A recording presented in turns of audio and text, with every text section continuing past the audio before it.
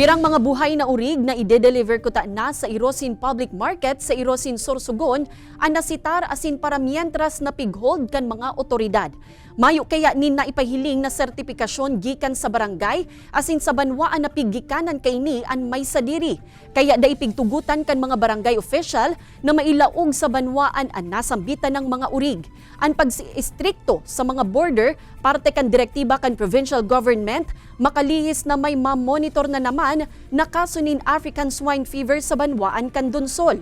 Obheto ka ini na mapugulan ang liwat na paglakop kan nasambitan ng helang sa iba pang parte kan probinsya.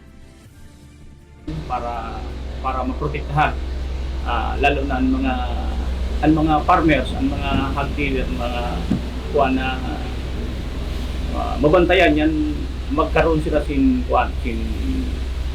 tama para sa kanila mga alaga na baboy yan.